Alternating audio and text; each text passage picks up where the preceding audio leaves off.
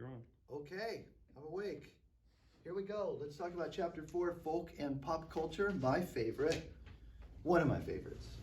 Alrighty. Okay, so in the introduction, we always talk about thinking about space or spatial. Okay, space is spelled S-P-A-C-E. Spatial is S-P-A-T-I-A-L. All right, and talk about regions. So where are folk and pop leisure activities distributed? Folk is going to be small scale in a smaller region, in a small homogeneous group like Amazon tribe today.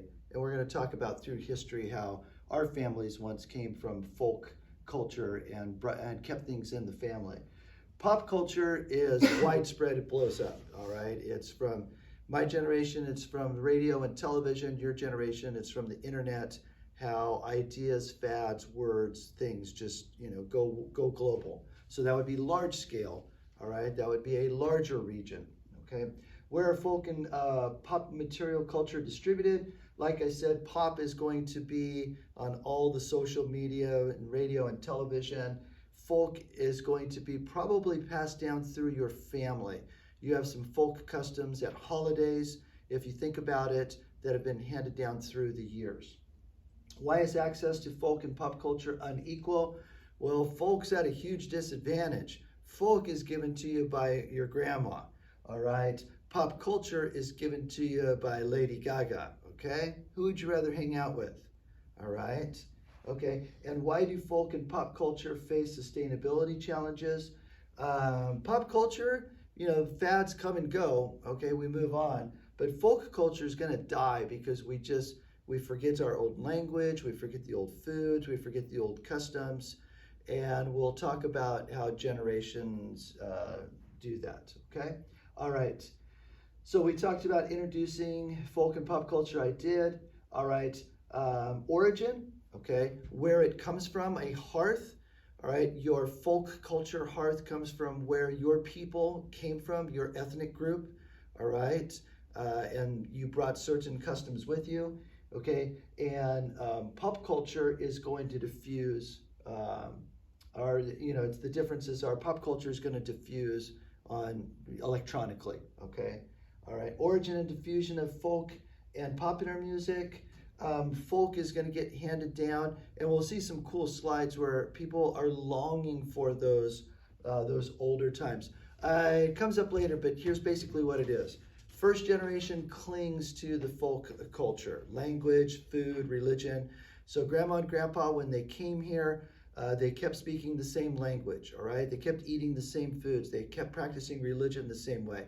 Second generation is straddling both worlds with a term, there was a book on the extra credit called Pocho, all right, where you've got one foot in his case, the Mexican world with his family at home, and then he wanted to be a popular kid at school. Third generation, you're totally assimilated, you're into the new culture. And then interestingly, what they're finding is the fourth and fifth generation, they don't speak the language, they don't know many of the stories. Now they're doing the Ancestry.com and the 23andMe. They're trying to find their roots, all right? Okay.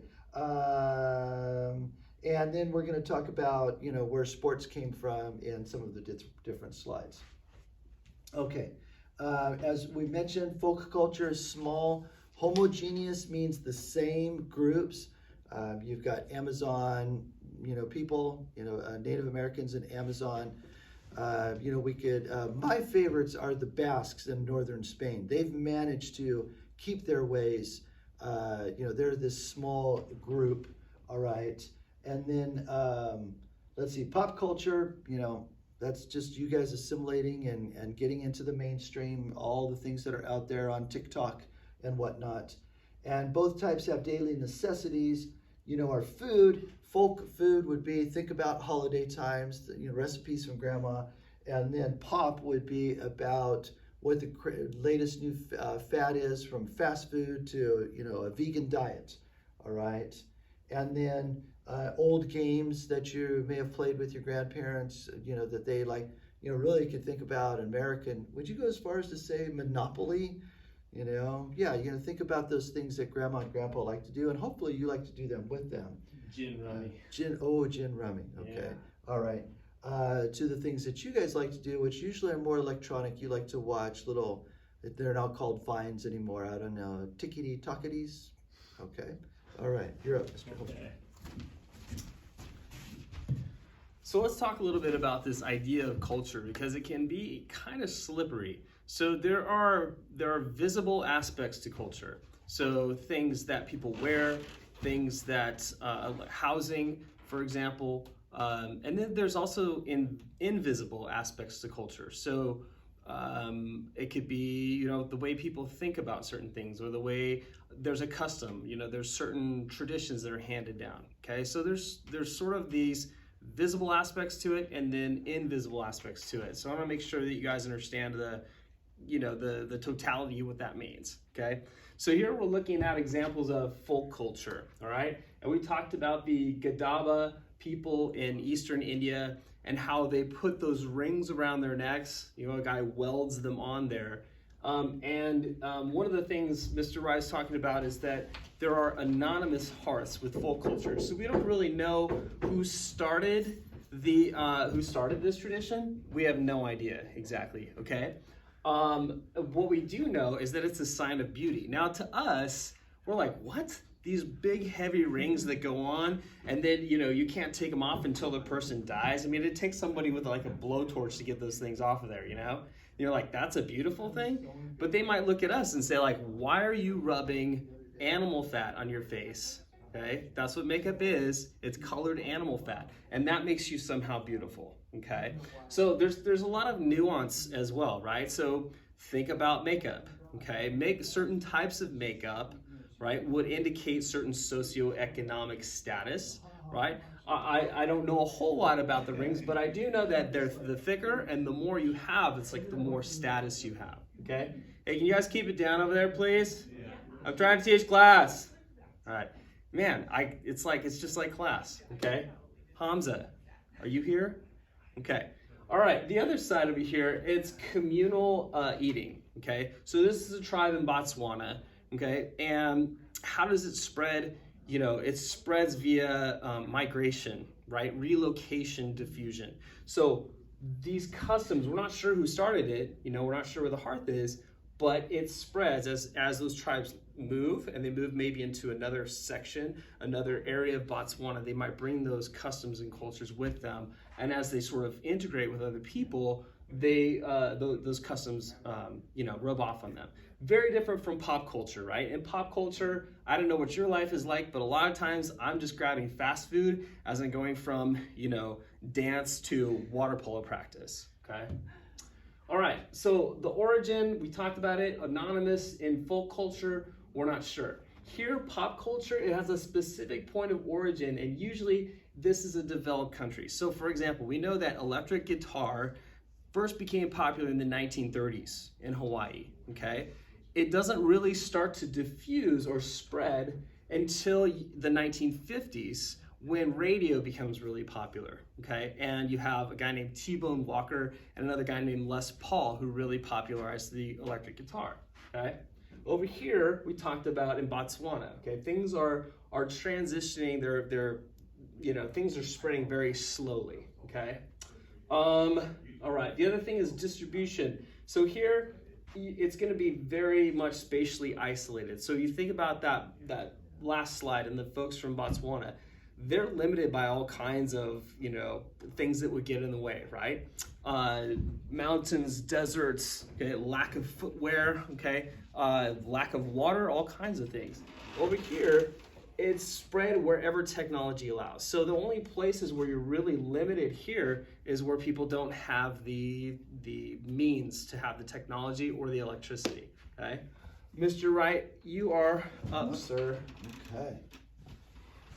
Okay, so here we see folk culture, but it's a very small area of the world that they've picked here, but you've got 4 distinct folk cultures.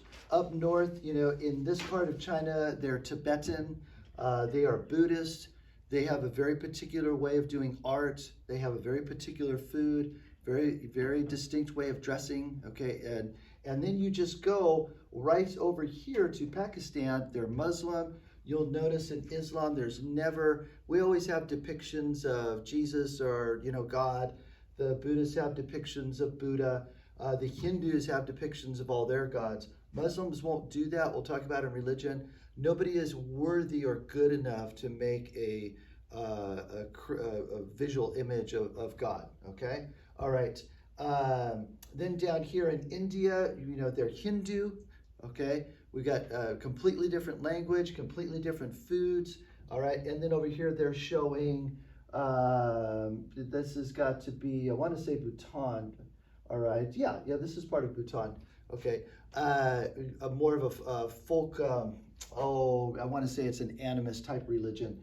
All right. How can that happen in such a small region? It's because of the mountains, the intervening obstacles that are going to divide the different cultures, but very distinct folk cultures. And obviously the kids are into pop culture, and grandparents are trying to keep them tied into the folk culture.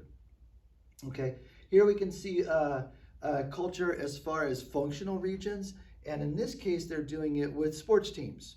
All right, you can see we're a little complicated here with the Giants and the A's and the Dodgers, Angels, and Padres. But you get into parts of the country where all you see is Rockies hats, or all you see is Cardinal hats.